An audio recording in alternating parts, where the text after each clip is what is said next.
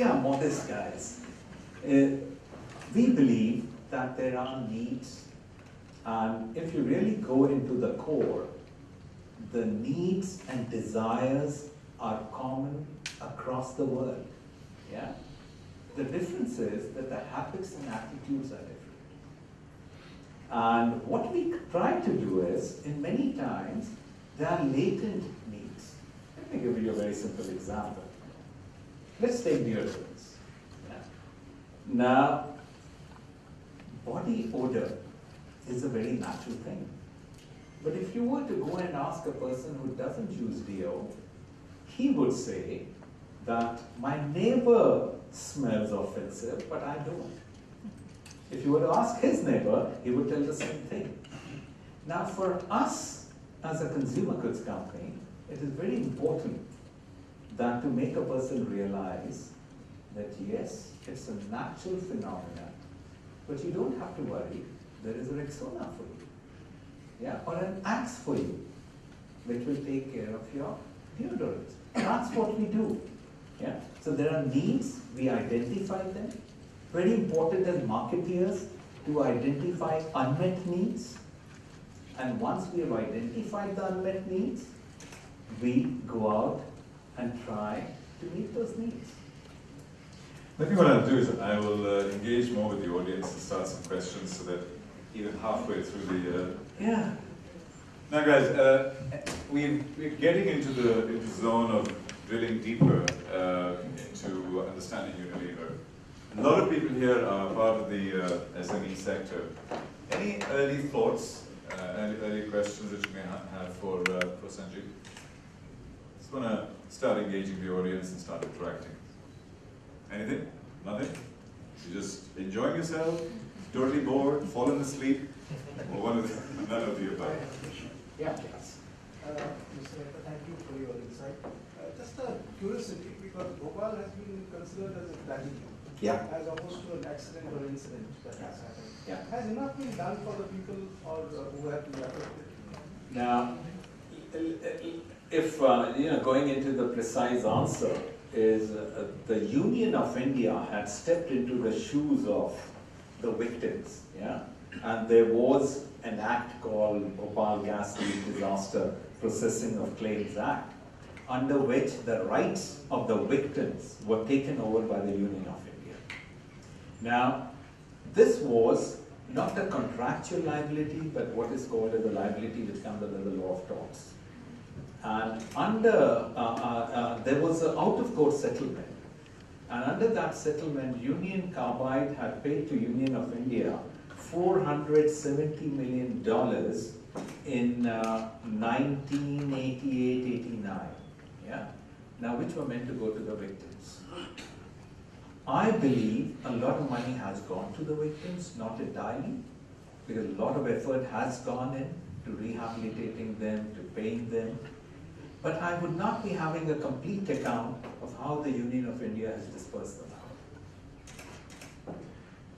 Let's stay with the Unilever segment on the business side. We'll have opportunities. There is a question for the lady over there. Yes, please. Yes, Mahim. Hi, Mr. Mehta. You mentioned that 250,000 people. Oh, thank you very much. You mentioned that 250,000 households, their livelihoods depend on Unilever over here. What is Unilever's approach towards locally produced or local factories? I understand you have a lot of that. Yeah, sure. We have 9 factories dotting the landscape in the MENA region. Yeah, starting with from the west. If I start, it is Casablanca, it is Tunis, it is Oran, it is Alexandria, it is Cairo, it is Jeddah, it is Dubai. And you will be very happy to know that 85% by value terms of the products that we sell in the region are manufactured within the region. Yeah? So we certainly believe, that's the reason we say we are multi-local, multinational. Yeah? Because we believe in, very importantly, is tying ourselves with the ethos of the local people. And we can't be just importing products and sending it here. And of course it makes economic sense. Cost of distribution, local produce, and all of those good things. Yes, please. Mr. Mehta, I wanted to know, if you could guide us in terms of, building a brand. Like if you're starting up a business and it's a consumer-oriented business, and you want to build a brand. So what are the fundamentals? What tips would you give to a new business when it comes to building a brand? Certainly. If I just take a step back and if I pause on what strategy is all about, when you craft a strategy, is at the root you would be asking yourself, what is the consumer need that I want to meet? So you've identified the consumer need or a landscape where there you can play a game. Yeah? Then you say, wonderful, how do I create value for the consumer? And the value for the consumer could be functional attributes or it could be emotional benefits. Yeah? Once you have decided that, then you would ask yourself, how do I create value for myself? Yeah? Because you can have an enduring business when you create value for the consumer and create value for yourself. So you need to understand the value chain. And while talking about how do you create value for yourself, the question would be, what kind of capabilities I need to create value? Yeah? And while you're doing this, you're going to make some hard choices. Strategy boils down to making choices. Yeah? So once you have decided, now it comes to branding. What does branding do at the core? Branding is about telling the consumers that what I provide you will be a consistent product. Let me give a very simple example. Tea, let's take Lipton tea. We source our tea from Kenya, from Assam, from Sri Lanka, and from hundreds of gardens. But the end cup that you get is absolutely similar whenever you buy, wherever you buy. Yeah? So the end cup is similar, and where does that promise come from? That promise comes from yellow label Lipton. That's what the brand stands for. It's a promise. It's a promise that I tell the consumers, hey guys, believe in me, trust in me, I will give you what I promise. Then it comes to about building a brand. While building a brand, remember something, you have to be very consistent in what you promise, from functional attributes and from emotional attributes. The brand becomes really strong when you transcend functional attributes and you start occupying the emotional space in the minds of consumers. Yeah? That is when it really becomes a brand. And then you need to communicate it. And communicate it in a manner which will resonate with the consumers. Yeah? For example, if I'm communicating Lipton, I will do it in a very different way. But if I'm communicating Axe, which is all about seduction, it will be done in a very different way. Yeah? So you need to understand your brand, create a brand, and then there are brand signatures. Brand signature from a consumer lens could be anything, from attributes, to color, to packaging, to design. They will then be able to associate that brand with those associations. Yeah. What are your innovation processes? Because you obviously create many new brands as they come along. Yeah. How does one start that process with you? Sure. Is it in a lab? Is somebody coming in with a product? How do you do that? We do extensive consumer research. We not only do extensive consumer research, I and my team, we spend huge amount of time with the consumers. We go to consumer homes pretty regularly. Yeah? Quite a few days we spend just visiting consumers.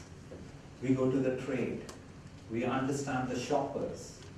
Yeah? Spend time with them doing shopping to understand how they make their decision. So we have huge amount of research. Then we also do formal research. We believe in many countries, we do more research about consumers than even the economic department of the government. Yeah, that's the amount of level of research we do. And that is all to understand, again, the needs, the habits, the attitudes of consumers. Once we have done that, and we understand that this is a category where we want to operate in, Then we would look at how do we meet those needs. Yeah? So we would first be developing clearly a prototype, yeah, which would be tested extensively. Once the prototype is tested, then we would be looking at from a perspective of the value chain, yeah, where does it fit in, how do we create, how do we manufacture, is what segment of the market do we cater to. So we have a complete funnel from ideas to rollout. It goes through various what we call as the gates. And at different stage, different people, yeah, sit as gatekeepers to look at, is it based on strategy?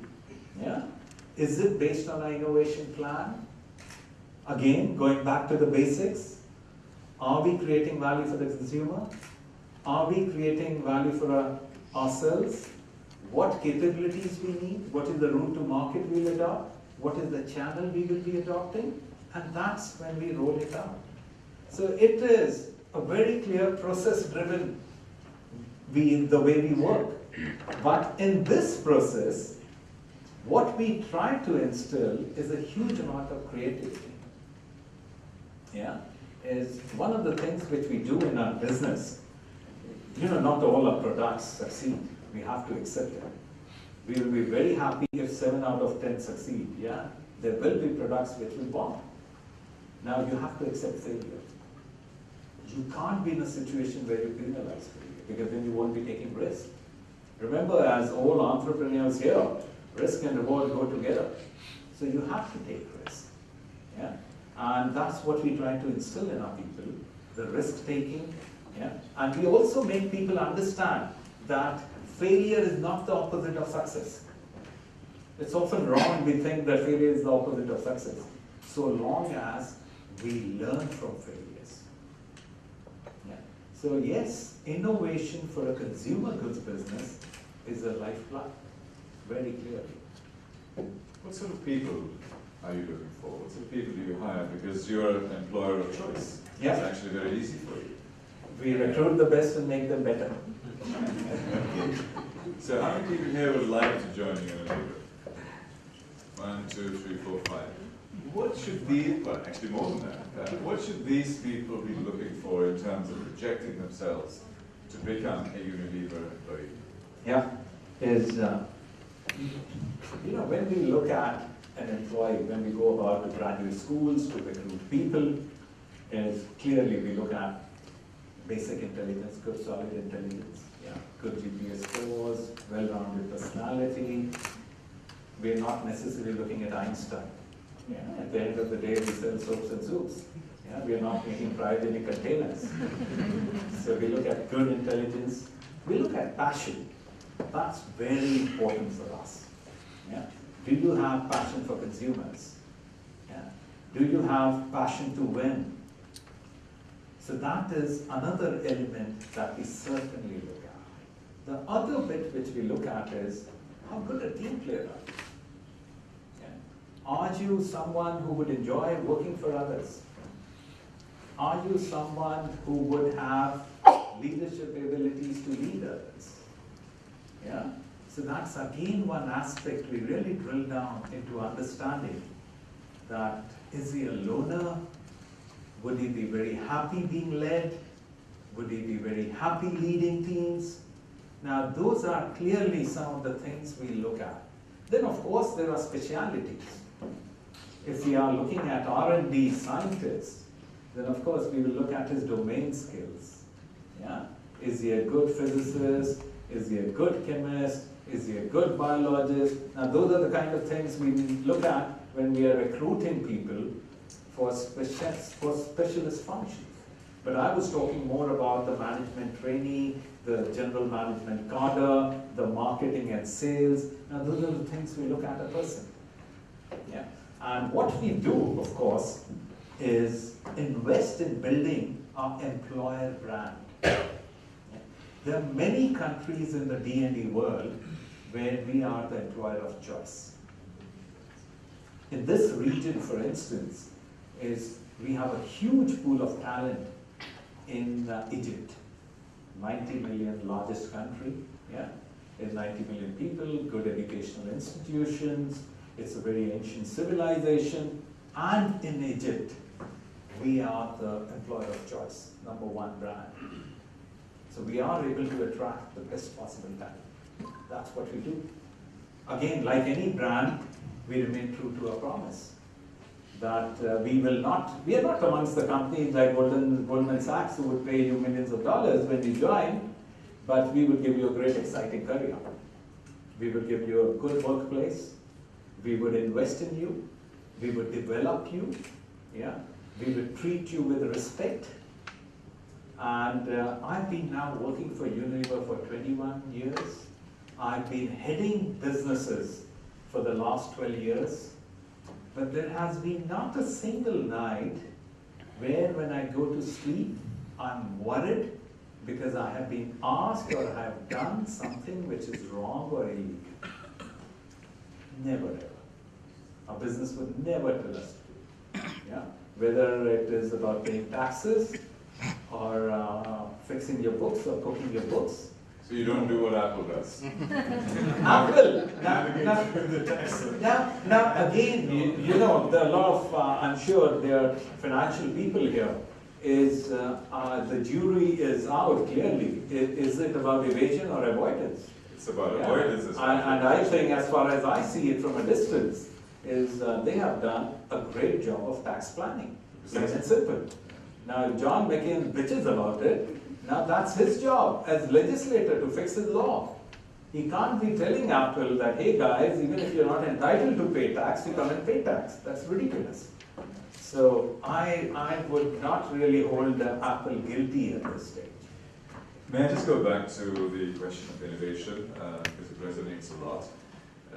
Yesterday we were at this very interesting discussion with Malcolm Gladwell, who's a very famous writer and an author. And he came up with 3 specific things for an innovative culture. The first one is to have urgency.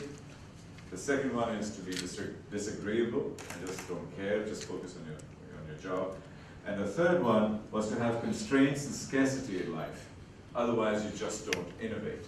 Now, people on this side can relate to that. Unilever has none of those. No urgency, no constraints, and you're not allowed to be disagreeable at Unilever, you'll get thrown out. How do you create a culture? You know, while we might be a big company, a $65 billion business, we try to inculcate the soul of a small country. Yeah, that's how we run the business. Now, when you talk about urgency, our industry is called as fast-moving consumer goods. Just because you sell fast. So I would ask you to underline the word fast. Yeah, if you aren't fast in this business, you're a dead duck. Yeah? You might be a market leader, but your market leadership could be usurped the next year if you don't innovate and renovate your brands. As simple as that. Yeah? A new technology might come in, a new product might come in. Yeah? Suddenly, you know, Mr. Qureshi might have a product where he can grow his hair. Yeah? And under those circumstances, the ball game shifts completely. So yes, we have to be fast, absolutely fast, no question about that. But he was looking at, Malcolm was looking at it from the lens of essentially Silicon Valley companies, yeah? The technology companies. If you look at the history of P&G, 170 years of existence. Yeah? Look at the history of Unilever, is 140 years of existence. Yeah? And if you look at it from his lens, that only when you're constrained will you have innovation. It's not the gospel. It's not the gospel. You can clearly have innovation processes running in the business where you have highly motivated employees churning out innovations at rapid fire speed. Yeah? And there need not necessarily be that you throttle them, you don't give them funds, ask them to stay in a shack, and only then they will come out with the innovation. Not necessarily. He was looking at it only from a Silicon Valley lens, and at that lens, I would agree with him, but I won't agree with him on that you necessarily need to have everywhere. Certainly not. Certainly not. Let's talk about community. You do a lot of work for the community, you do a lot of work in the community. And one interesting thing that you spoke about was one of your new strategies to actually train people how to be grocers, train people how to actually trade on a day-to-day basis. How does that work? Yeah. I'll just step back and talk about capitalism first. Yeah. I'm a die-hard capitalist, and I have in a way switched because earlier in my youth we were growing up in socialist India, and all of us were influenced by Karl Marx. And I used to believe that in your 20s, if you are not a socialist, you don't have a heart. Yeah. And later on, one realized in my 30s that if I'm not a capitalist, I don't have a head. And capitalism is very clearly the best way to allocate scarce resources. Yeah? It's the best way, clearly proven. After the Warsaw Pact countries, they folded up, it became even more clear that capitalism is the way. And if you look at it in the last couple of decades, the number of people who have been lifted out of poverty trap have been immense.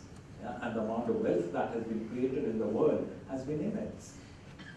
But is capitalism a cure for all ills? Certainly not. If you look around the world today, about 1/3 of the people still are below the poverty trap. Yeah? Is less than $2 a day. If you look at it from another lens, 1 billion people go to bed hungry every night. Yeah. Is every 6 seconds a child dies of malnutrition. And if you were to look at the global financial crisis, in many ways, it was a crisis of ethics. It was a crisis of moral. And that is the reason why it is very important for us to reinvent capitalism. Not the capitalism that we know, but in a very different way. And one of our endeavor as Unilever has been, we have what we call as the sustainable living plan. For a business to endure, it has to grow. It has to grow in a consistent manner. It has to grow competitively, yeah, because you can't be losing market shares. You have to be profitable, otherwise you will not be able to survive. But very importantly, your growth has to be responsible. And by responsible we mean, we have to decouple the growth with our adverse imprint. Here I'm coming to climate change, another subject which I'm very passionate about. If you look at today, we are consuming resources at 1.5 times our planet's capacity to replenish. Yeah, this is on an average basis. If we were to look at the way US has been consuming, it is at thrice the rate the planet's ability to replenish. The way the number of people are being lifted out of the poverty trap and the rebalancing that is taking place in the world, yeah, from west to east and from north to south, our food production would have to go up by 70% by 2050. 70%. Yeah. And we are locked into a climate temperature rise. There's no getting away from it. Under those circumstances, Unilever has said we will decouple our growth from our environment footprints. So we have been audacious enough to tell the public, yeah, importantly, take on a goal that while we double our business, we will halve our environment footprint. The other thing we are talking about, that we will impact the health and hygiene of 1 billion people by 2020. Yeah? Now, you would be very surprised that there are many people in developing world, they die of diarrhea, which could have been prevented had they followed simple hygiene practices like washing your hands. Yeah, after toilet, before eating food, but people don't do that. So these are very simple habits. If you were, you would be very surprised with number of people who do not brush their teeth, yeah, and the illnesses which are associated with bad gums and bad teeth. Now again, a business like ours has a role to play over here. And third important bit, we are a big consumers of raw material. Yeah? About 8% of the global vegetable oil is consumed by Unilever. Yeah? Is about 15% of the global tea crop is consumed by Unilever. So what we have said that by 2020, 100% of our raw material will be sourced from sustainable sources. And one of the things I would like to promise you, that by 2015, every Lipton yellow label tea bag that you consume, the tea in it will have been sourced from sustainable sources as certified by Rainforest Alliance. Yeah? So that's a very clear global agenda. And coming to what he was talking about in terms of retailers, we today in this region operate in what I would call as predominantly a general trade environment. General trade as opposed to modern trade. Yeah? General trade is the mom and pop stores, the grocery stores, the bakala stores. We have 1 million outlets, out of which it would be about 975,000 plus would be bakalas, groceries. Now groceries, they are finding it increasingly difficult to stand up to competition which comes from Carrefour, from Lulu's of the world. And what we have taken on ourselves, that we will help the grocers improve their business so that they can survive and thrive in an environment which is changing. And we know the art of retailing. We know the science of retailing. So we have packaged together a learning program, yeah, very much like what Emirates NVD has been doing for small SMEs, of how do we train grocers into retailing. And interestingly, the Ministry